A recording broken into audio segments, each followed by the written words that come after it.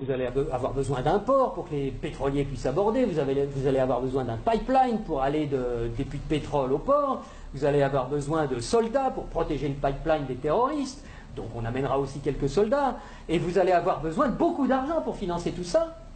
Et à qui vous allez acheter tout ça? Où sont vos entreprises? Mais on vous a dit, on n'a pas d'entreprise. Ah bon? Bah écoutez, c'est pas grave, nous on en a. En Occident, beaucoup, on en a plein. On a Halliburton qui fabrique des usines, on a Areva qui a besoin d'uranium, on a Bouygues qui fabrique des autoroutes, des ports, tout ce que vous voulez, on va vous faire ça aux petits oignons, pas de problème. Et c'est comme ça que ça marche. On vous prête 15 milliards, sous réserve que vous fassiez travailler nos entreprises, et de toute façon vous ne pouvez pas faire autrement. Donc regardez bien ce que ça fait au point de vue monétaire. Il y a 15 milliards qui sont créés ex nihilo par le Fonds monétaire international et la Banque mondiale. Le Fonds monétaire international, c'est un organisme qui récupère quelques dépôts de la plupart des pays de la planète qui servent de garantie pour faire des crédits, des prêts aux pays sous-développés. Donc il y a 15 milliards qui partent de la Banque mondiale et qui vont sur les comptes du pays sous-développé. Et aussitôt ces 15 milliards-là qui sont dans le pays pauvre, ils retournent dans le pays riche pour aller payer des entreprises occidentales qui vont dans le pays pauvre faire du boulot, construire des trucs. Du point de vue du pays riche, quand vous allez vendre des produits et des services dans un pays pauvre à l'étranger, pour vous, c'est quoi? C'est des exportations ou des importations?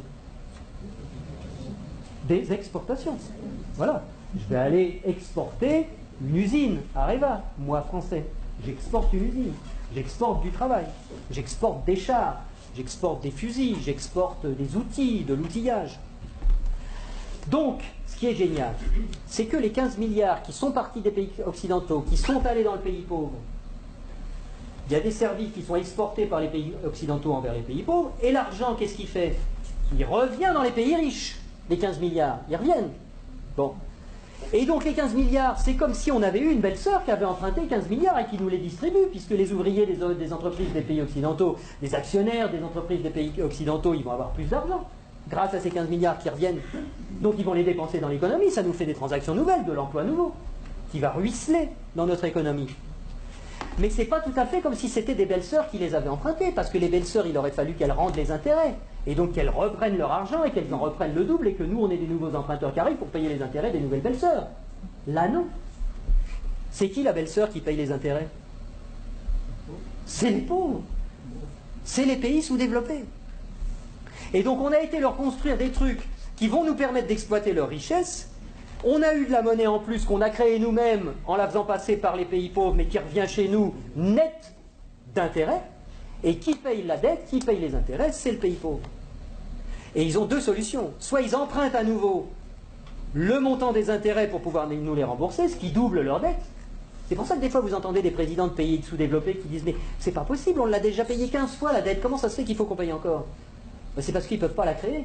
C'est parce que pour rembourser des dollars, il faut qu'ils les empruntent. Puisqu'il n'y a que nous, les Occidentaux, qui peuvent créer des dollars pour les endetter. Et donc, soit ils empruntent pour continuer à payer leurs intérêts, soit ils vendent leurs ressources pour presque rien. Ce qui nous permet à nous d'avoir le niveau de vie qu'on a. Et d'avoir les ressources des pays sous-développés, qu'on a bien choisis parce qu'ils étaient riches en ressources dont on a besoin, et d'avoir le niveau de vie qu'on a, et d'avoir de l'essence pas chère, et d'avoir des iPhones pas chers, etc. C'est grâce à ça. Donc il faut réfléchir à ça aussi. Il faut savoir que si on a le niveau de vie qu'on a, c'est parce qu'il y a une prédation sur les ressources de la Terre entière, qui nous profitent.